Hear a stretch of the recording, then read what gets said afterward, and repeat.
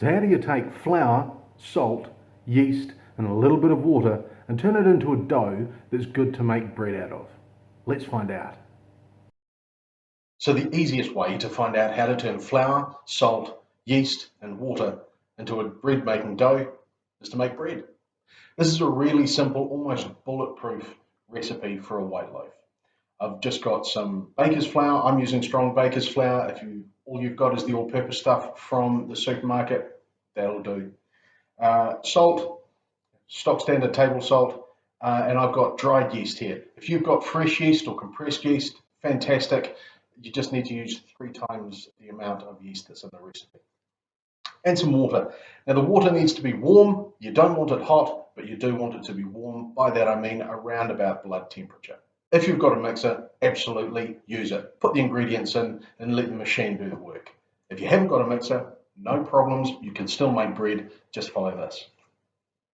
Put all the flour onto the bench, and if you've got a scraper or something similar, use that, and you just make what's called a well in the middle. So to do that, you're just spreading it out until you're making a little donut shape on the bench.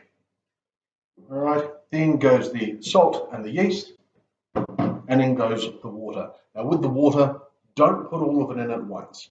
No matter what the recipe for bread making, never put all the water in right to start with. The reason for that is all flours are different, so you may not need all the water, you may need more water, but it's easier to add more water in than to take some out. So I'm going to put most of it in. I'm just going to keep about a tablespoon to the side. I'm right-handed, so I'm going to do most of my work with my right hand, and I'm going to keep my scraper in my left hand to be able to catch things on the bench. Your hand goes in, fingers apart, and you're just kind of nibbling in the sides of the flour, just bringing that in a little bit at a time to help thicken that water in the middle so that it becomes a slurry. And once you get it to the point where you can see your own finger marks as you drag them across the bench, that pretty much means that the water is thick enough that it's not going to flow across the bench. See how I can see my finger marks? That's good. I can get the scraper involved now and start bringing it in. So once you've got it to this point, it's called the fleece stage, you're going to put the scraper to one side, keep it close, you're going to need it, and then you're just going to start using your hand. Press away with the palm of your hand and pull back with your fingers. So press away with the palm and back with your fingers.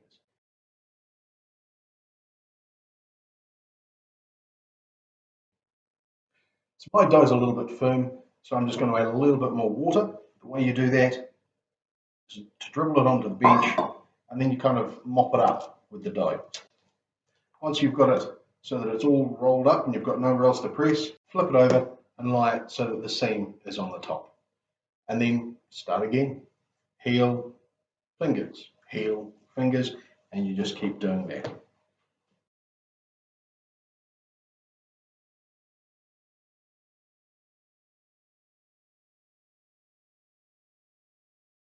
You may think that that's mixed. It's starting to look smooth, but what we're actually looking for is so that when we pull a little piece of dough off, we can stretch it out and get a window in it so that we can almost see our fingerprints through. You can see that that rips and pulls apart. So we just keep on going.